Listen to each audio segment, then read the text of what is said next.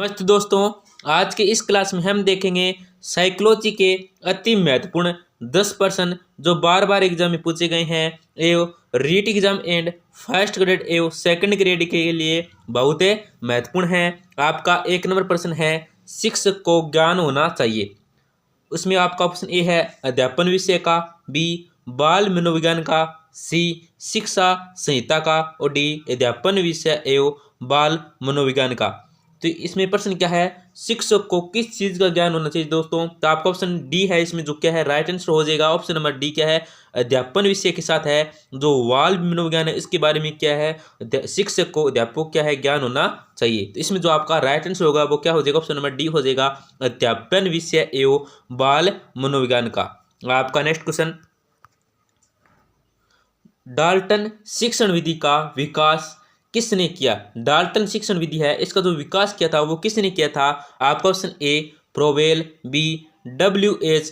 Kilpatrick, C Miss Helen Parkhurst और D क्या है डाल्टन। तो इसमें जो आपका राइट आंसर वो क्या हो जाएगा, ऑप्शन नंबर सी हो जाएगा, मिस हेलन पार्कहर्स्ट ने क्या है डाल्टन शिक्षण विधि का विकास किया था। आपका नेक्स्ट क्वेश्चन, आधुनिक शिक्षण अधिगम प्रक्रिया में शिक्षक की भूमिका है। आधुनिक शिक्षण अधिगम इस प्रक्रिया में क्या है, शिक्षक की क्या भूमिका है। आपका ऑप्शन ए है सीखने हेतु एक अच्छे सुलभकर्ता की, बी बच्चों को गणित विज्ञान और भाषा सिखाने की, सी है बच्चों को मूल्य आधारित शिक्षा देने की, डी है बच्चों को, यहाँ पे क्या है एक लाइन क्या है मिस्टेक हुई है, यहाँ पे आ सकता है उपयुक्त में से कोई नहीं। तो इसमें जो आपका राइट आंसर होगा वो क्या हो जाएगा, ऑप्शन नंबर ए हो जाएगा, सीखने हेतु एक अच्छे सुलभकर्ता की। आधुनिक शिक्षण अधिगम प्रक्रिया में शिक्षक की क्या भूमिका होती है, तो सीखने हेतु क्या एक अच्छे सुलभकर्ता की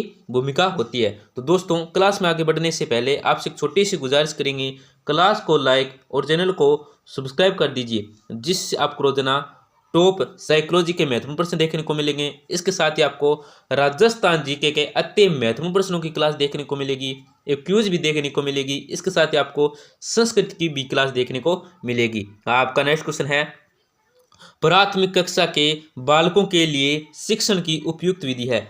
प्राथमिक कक्षा है उनके बालकों के लिए जो शिक्षण की उपयुक्त विधि है वो कौन सी है, प्रयास व भूल विधि, बी अनुष्करण विधि, सी व्याख्यान विधि और डी खेल विधि। तो इसमें जो आपका राइट आंसर होगा वो क्या हो जाएगा, ऑप्शन नंबर सी हो जाएगा, व्याख्यान विधि।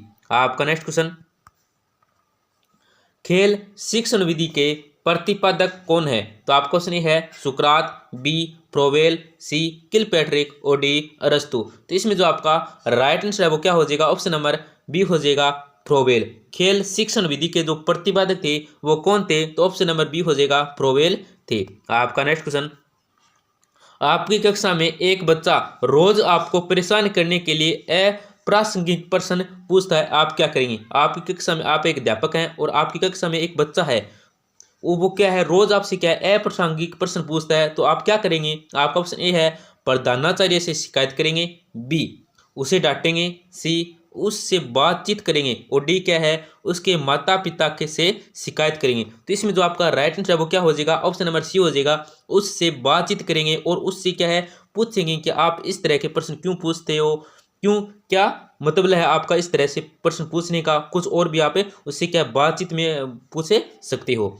आपका नेक्स्ट क्वेश्चन है, बाल केंद्रित शिक्षा शास्त्र का अर्थ है। बाल केंद्रित शिक्षा शास्त्र का क्या अर्थ है। आपका क्वेश्चन है बच्चों को नैतिक शिक्षा देना, बी बच्चों को शिक्षक का अनुमान और अनुसरण करने के लिए, सी है बच्चों को अभिव्यक्त और उनकी सक्रिय भागीदार को महत्व देना, डी है बच्चों को पूर्ण रूप से स्वतंत्रता देना। तो इसमें जो आपका राइट आंसर क्या हो जाएगा, ऑप्शन नंबर सी हो जाएगा, बच्चों को अभिव्यक्ति और उनकी सक्रिय भागीदार को महत्व देना है। बाल केंद्रीय शिक्षा शास्त्र का अर्थ क्या है, बच्चों को अभिव्यक्ति और उनकी सक्रिय भागीदार को महत्व देना है।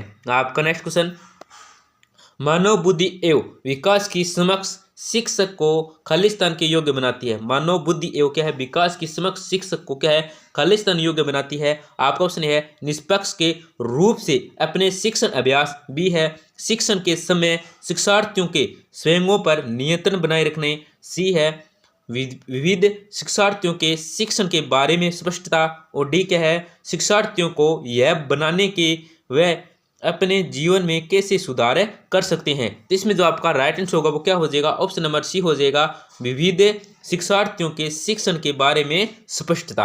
आपका नेक्स्ट क्वेश्चन है, सीखने का वह मॉडल जो बच्चों की सृजनात्मकता को क्या है उत्प्रेरित करता है। तो आपका ऑप्शन ए है बेकिंग मॉडल, बी रचनावादी मॉडल, सी प्रोग्रामिंग मॉडल, और डी क्या है, उपरोक्त में से कोई नहीं। तो इसमें जो आपका राइट आंसर होगा वो क्या हो जाएगा, ऑप्शन नंबर बी हो जाएगा, रचनावादी मॉडल। आपका नेक्स्ट और लास्ट क्वेश्चन है, थॉर्नडाइक के अनुसार अमूर्त बुद्धि को कहा जाता है। थॉर्नडाइक के अनुसार अमूर्त बुद्धि है उसे क्या कहा जाता है। आपका ऑप्शन ए है यांत्रिक बुद्धि, बी चतुर बुद्धि, सी दोनों, और डी सिद्धांतिक बुद्धि। तो इसका उत्तर आपको क्या है, कमेंट सेक्शन के अंदर बताना है क्या होगा राइट आंसर। दोस्तों क्लास को लाइक करना नहीं भूलें, अपने दोस्तों के साथ जरूर शेयर करें जिससे क्या है उनका भी फायदा हो जाएगा, और चैनल को जरूर सब्सक्राइब करें जिससे आपको रोजाना टॉप साइकोलॉजी के अति महत्वपूर्ण प्रश्नों की क्लास देखने को मिलेगी। इसके साथ ही आपको राजस्थान जी के संस्कृति की भी क्लास देखने को मिलेगी, एक क्यूज भी आपको देखने को मिलेगी। धन्यवाद, मिलते हैं अगली क्लास में।